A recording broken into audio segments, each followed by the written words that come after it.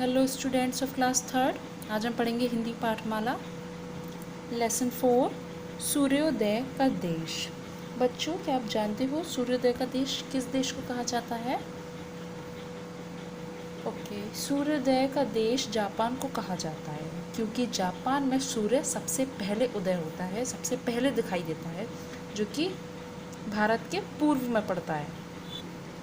इस चैप्टर में हम जापान देश की विशेषताओं के बारे में जानेंगे।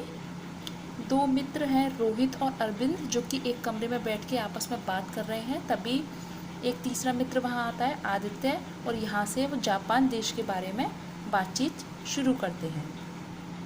आदित्य कुर्सी पर बैठते हुए अरविंद से, क्या तुमने कल टीवी पर विश्व परिक्रमा कार्यक्रम देखा था? अरविंद, हाँ देखा था। उस कार्यक्रम में जापान देश के बारे में बताया गया था। रोहित, जापान देश हमारे भारत के पूर्व में पड़ता है ना? आदित्य, हाँ। क्या तुम जानते हो रोहित, जापान को सूर्योदय का देश भी कहा जाता है? रोहित खड़ा होते हुए, क्यों?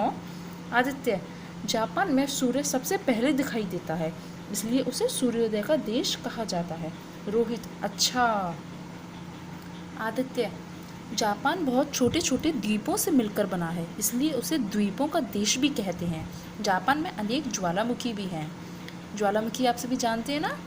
अरविंद, हाँ, वहाँ 200 से भी ज़्यादा ज्वालामुखी हैं। उनमें से कुछ क्रियाशील हैं और कुछ शांत हैं। क्रियाशील जो कि एक्टिव होते हैं, एंड शांत जो कि शांत हैं। फ्यूजियामा जापान का एक प्रमुख ज्वालामुखी है। बच्चों, फ्यूजियामा यहाँ पर एक ज्वालामुखी का नाम है। वह कई सौ वर्षों से शांत है। उसके आसपास अनेक झीलें हैं। कल टीवी पर बर्फ़ से ढका फ्यूजियामा भी दिखाया गया था। रोहित, वहाँ इतने सारे ज्वालामुखी हैं, तो क्या उनके फटने से भूकंप भी आते हैं? आदित्य, हाँ, जापान में अक्सर भूकंप आते रहते हैं। भूकंप से बचाव के लिए वहाँ के लोग लकड़ी के घर बनाते हैं। किसके घर बनाते हैं? लकड़ी के। शहरों में जो विशाल इमारतें हैं, वे सभी भूकंप रोधी हैं। भूकंप रोधी मीन्स जो भूकंप को रोकते हैं, जिन पर भूकंप का कोई प्रभाव नहीं पड़ता। अरविंद, जापान में खनिज पदार्थ कम पाए जाते हैं, फिर भी वहाँ दुनिया के अन्य देशों के मुकाबले अधिक उद्योगों का विकास हुआ है। वहाँ जहाज, इस्पात, सूती कपड़ा, बिजली के यंत्र और कारों के खूब निर्माण होता है। रोहित, वहाँ के लोगों का रंग रूप और स्वभाव कैसा होता है? आदित्य, अब यहाँ रंग रूप के उनके आकार विचार के बारे में पता चलेगा। आदित्य, जापानियों का रंग गोरा होता है। वे छोटे कद वाले और सुंदर होते हैं। वे सभ्य होते हैं और मीठा बोलते हैं। मछली और चावल खाना उनको बहुत पसंद है। वे चाय के भी बहुत शौकीन होते हैं। वे ज़मीन पर चटाई बिछाकर खाना पीना पसंद करते हैं। मिट्टी से बने बर्तनों का प्रयोग करना उन्हें अच्छा लगता है। अरविंद, रोहित, क्या तुम्हें पता है जापानी लोग फूलों के बड़े शौकीन होते हैं। वे फूलों को विशेष ढंग से सजाते हैं। फूल सजाने की कला को इकेबाना कहते हैं। क्या कहते हैं? फूल सजाने की कला को इकेबाना। जापानी लड़कियों के लिए इस कला को जानना आवश्यक होता है। आदित्य, जापानी सफाई पसंद करते हैं। वे साफ सुथरे रहते हैं। उनके घर, गांव, शहर सभी स्वच्छ होते हैं। स्वच्छ अर्थ साफ होते हैं। जापान में 3 चीज़ें बहुत प्रसिद्ध हैं: फूल, बाग और मंदिर। अधिकतर जापानी बौद्ध धर्म को मानते हैं। क्या मानते हैं? बौद्ध धर्म। रोहित, अरविंद, मुझे याद है एक दिन हमारे अध्यापक जी ने बताया था कि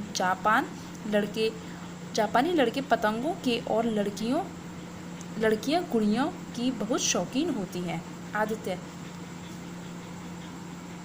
आदित्य, क्या तुम जानते हो जापानी पुरुष जैकेट और चटाई के हैट पहनते हैं और जापानी महिलाएं गहरे रंग के लंबे लंबे चोगे पहनती हैं।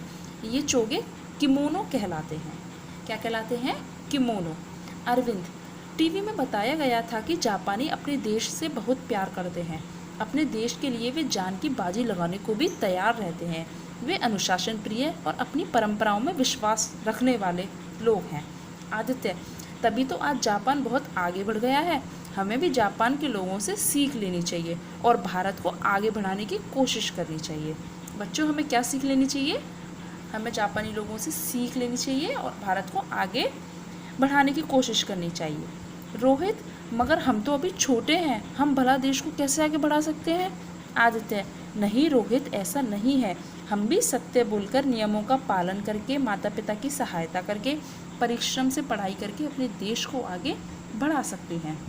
तीनों तीनों एक साथ कहते हैं, ठीक है, हम भी आज से प्रण लेते हैं कि हम सच्चाई के रास्ते पर चलेंगे, अच्छे नागरिक बनेंगे और परिश्रम करके अपने देश को आगे बढ़ाएंगे। तो बच्चों, आप भी ऐसे करोगे ना?